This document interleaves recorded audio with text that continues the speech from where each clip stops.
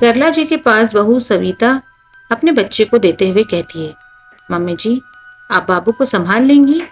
यदि आप कहें तो मैं ना जाऊं। तब सरला जी कहती है, अरे स्वाति, कैसी बात कर रही है? मैं बाबू का अच्छे से ख्याल रखूंगी। अभी बाहर ठंड है, इसलिए अपने बाबू को नहीं भेज रही हूँ तेरे साथ। और तू बिल्कुल फिक्र ना कर, आराम से जा। यहाँ मैं और तेरे बाबा हैं, सब देख लेंगे। फिर थोड़ी देर बाद गाड़ी की आवाज आती है और सुमित भी आ जाता है। सुमित कहता है, जल्दी करो स्वाति, हम लेट हो रहे हैं।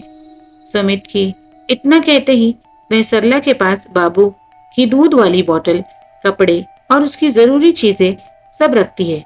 तो सरला जी प्यार से सिर पर हाथ फेरते हुए कहती, अरे स्वाति, मैं सब कर लूंगी। मुझे भी सब पता है कैसे बाबू का ध्यान रखना है। हाँ हाँ मम्मी जी, मैं चाहती हूँ आपको अभी कि कम से कम परेशानी ना हो। ये कहकर पैर छूकर बाहर निकल जाती है। फिर थोड़ी देर बाद ननन नेहा आती है और पूछती है, अरे मम्मी, आप बाबू को संभाल रही हैं? भाभी कहाँ है? फिर सरला जी बताती है कि सुमित और स्वाति एक शादी में गए हैं। वो कितने दिनों से नहीं गई, इसलिए सोचा उसको भेज दूं तो उसे अच्छा लगेगा। ये अच्छा है मम्मी, छोटे बच्चे को आप संभालें और भाभी आराम से घूमे। ये भी कोई बात हुई? तू कैसी बात कर रही है बेटा? अगर मैं अपने पोते को संभाल रही हूँ तो तुझे क्या दिक्कत है? तू ये सब क्यों सोच रही है? तुझे खुश होकर बाबू को मेरे साथ संभालना चाहिए। और तू ये बातें करने बैठ गई? और सुना, क्या हाल चाल है? मम्मी, मेरे यहाँ तो सब बढ़िया है, पर यहाँ मुझे कुछ सही नहीं लग रहा है। आप भाभी को बहुत छूट दे रही हो। देखना, एक दिन सर पर नाचेगी। अरे तू कैसी बहकी बहकी बातें कर रही है? स्वाति शादी में गई है, ना कि कहीं घूमने।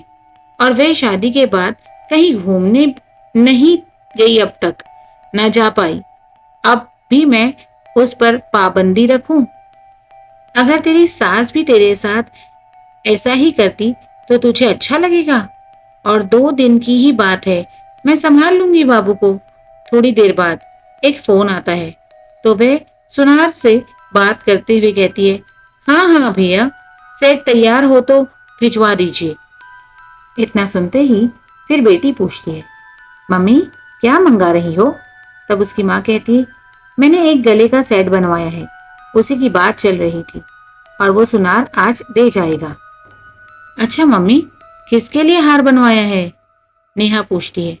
तब वो कहती है कि मैंने अपनी बेटी के लिए बनवाया। तो नेहा चहक कर कहती है कि मम्मी, मेरे लिए? अभी क्यों? आपने मेरे जन्मदिन पर डायमंड की रिंग तो दी थी। तब सरला जी कहती है, अरे तेरे लिए नहीं, स्वाति की मैरिज एनिवर्सरी आ रही है तो सोचा उसके लिए पहले से बनवा लूं। फिर नेहा कहने लगती, मम्मी, आप तो भाभी को साड़ी भी गिफ्ट कर सकती थी, हार की क्या जरूरत? तब सरला जी कहती, नेहा, मैं साड़ी दे सकती थी, पर पहली मैरिज एनिवर्सरी है और तुझे डायमंड रिंग दे सकती हूँ, तो बहू को क्या नहीं? बहू भी मेरे लिए बेटी है। अगर मैं उसकी खुशियों का ख्याल नहीं रखूंगी तो कौन रखेगा? इस तरह नेहा को समझ आ रहा था भाभी के लिए मम्मी का अटैचमेंट बढ़ रहा है। तब वह तुनक कर कहती है कि अब तो मम्मी भाभी ही प्यारी हो गई, जो उसके लिए इतना सोच रही हो। बेटी की जगह भी ले ली, आखिर हो भी क्यों ना, आखिर बहू सेवा जो करती है। तब सरला जी भी डांटते हुए कहती है, अब बहुत हुआ नेहा, अब मैं स्वाति के खिलाफ एक शब्द नहीं सुनूंगी। फिर सवाल जवाब करते हुए कहती है, मम्मी, बहुत सर चढ़ाओ, फिर कुछ बुराई ना बताना। फिर क्या था? सरला जी ने पूछा, वो आखिर चाहती क्या है? मैं और तेरी भाभी एक होकर ना रहें?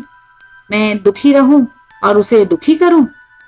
बस तू जब भी आए मैं अपने दुख भरी कहानी का पिटारा खोलकर तेरे सामने बैठ जाऊं, तभी तुझे सुकून मिलेगा। तू नहीं चाहती क्या तेरी माँ और भाभी खुश रहें? क्या तेरे साथ भी ऐसा तेरी ननद तेरी सास को भड़काती है? नहीं माँ, मेरे साथ ऐसा नहीं होता। अगर तेरे साथ नहीं होता तो तू कैसे सोच सकती है? बहू का दर्द तुम क्यों नहीं समझती? तू भी एक बहू है। अगर तेरे साथ ऐसा हो तो क्या तुझे अच्छा लगेगा? नहीं ना। नेहा बेटा, तू अपनी सोच बदल, फिर देखना कि तुझे भी कितना अच्छा लगेगा, साथ ही खुशी मिलेगी।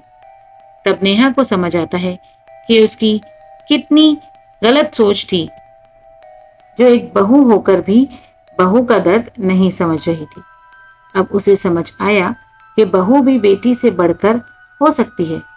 इस तरह उसने माँ के साथ रहकर भतीजे की देखभाल की और भाभी के प्रति भी मन के भाव बदल गए। दोस्तों, जब बेटी बहू बनती है तो अपनी भाभी के प्रति भावना क्यों बदल जाती है? वह स्वयं उस जगह पर रखकर क्यों नहीं सोचती है? आखिर वह भी बहू है। उसे बहू का दर्द दिखाना चाहिए, ना कि उससे चिढ़े। अगर बेटी को माँ प्यार मिले तो उसे अच्छा लगता है, लेकिन वही उसकी माँ भी भाभी को वैसा ही प्यार दे तो बेटी को चिढ़ होती है। वह बहू होकर बहू का दर्द क्यों नहीं महसूस करती? आज भी ये भावना ननंद भाभी के रिश्ते में कहीं न कहीं देखने को मिलती।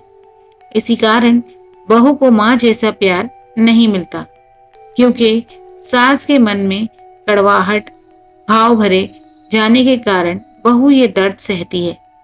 उसके प्रति काम करने का भार डालना और कहीं आने जाने की आजादी पर रोक टोक ही बहू का दर्द बन जाती है।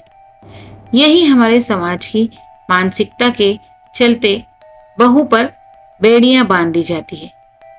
कहानी पसंद आई हो तो मेरे वीडियो को लाइक करके चैनल को जरूर से सब्सक्राइब कर लेना, ताकि इस तरह की कहानियां आपको सुनने के लिए रोजाना मिले।